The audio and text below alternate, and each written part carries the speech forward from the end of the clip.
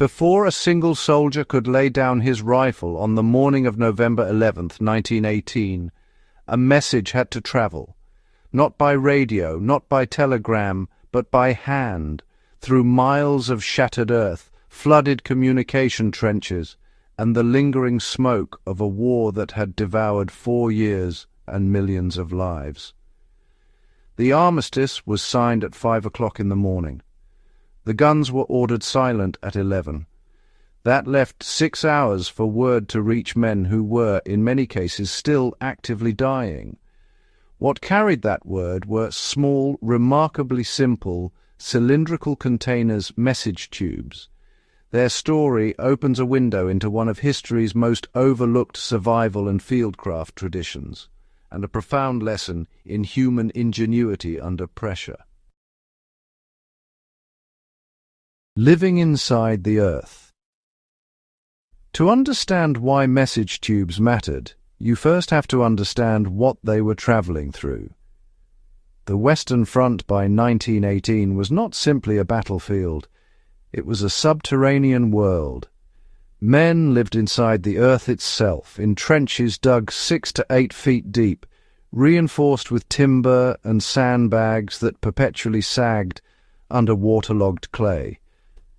The smell was something no archive can fully capture. Wet wool, cordite, unwashed bodies, rotting duckboards, and the sweet-sour presence of death that no amount of quicklime could suppress. Soldiers woke each morning to water pooling around their ankles. Trenchfoot claimed thousands who never once faced enemy fire. To combat it, men rotated dry socks, rubbed whale oil into their skin as a moisture barrier, and elevated their feet on improvised wooden platforms during rest. Shelter evolved through brutal necessity into genuine wilderness craft.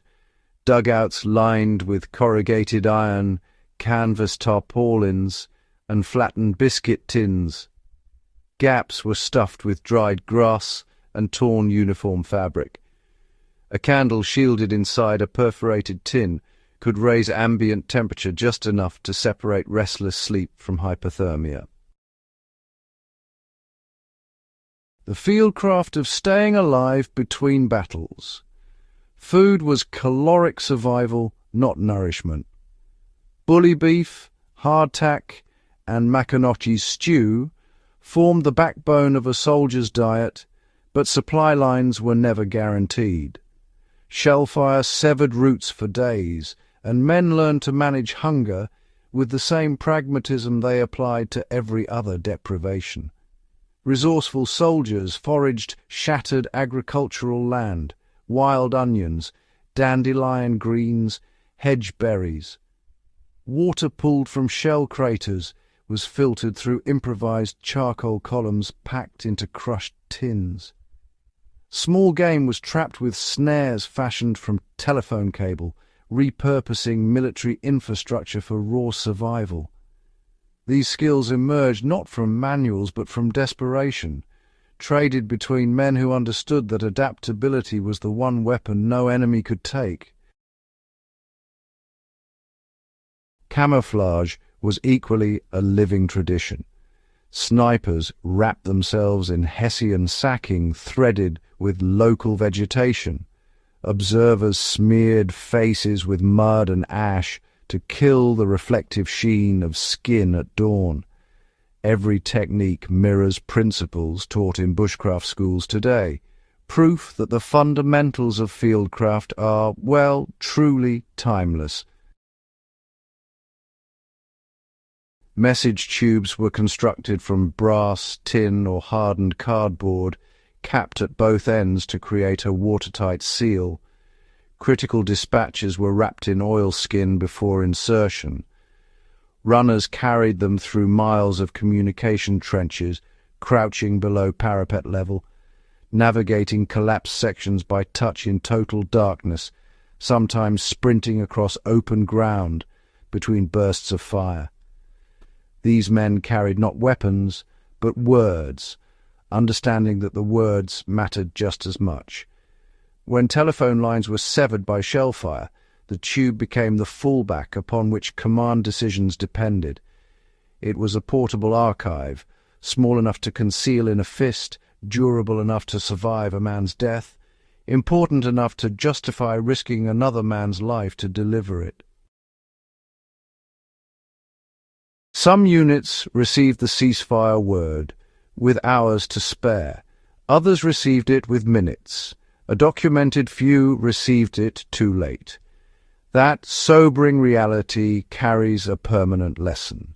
Redundancy in communication is not a luxury. It is the difference between a message delivered and a life needlessly lost. What those soldiers left behind is a masterclass in adaptive survival under systemic collapse. They built shelter from wreckage, filtered water from craters, maintained morale through small rituals. Tea, letters home, a shaved face despite everything, and protected critical information with whatever lay at hand. Every technique in this episode is a principle, not a procedure. Insulate against moisture. Protect what matters most. Adapt available materials to urgent needs. Maintain morale through routine. These are lessons the Western Front wrote in the hardest possible ink, as relevant today as they were to a 19-year-old runner in a November dawn, a brass cylinder pressed against his chest, carrying the news that the world was about to go quiet. The mud-proof message tube is a small object with an enormous story, a reminder that in every era of crisis, ingenuity delivers the message when nothing else can. Keep learning, keep preparing. If this episode opened your eyes to the extraordinary Fieldcraft wisdom buried inside World War I history, then you are exactly who Fieldcraft Chronicles was built for. Subscribe now so you never miss an episode, and share this video with every history lover, bushcrafter, and preparedness enthusiast in your life. The knowledge that kept men alive in the worst conditions in human history belongs to all of us, and it starts right here. Subscribe, share, stay prepared.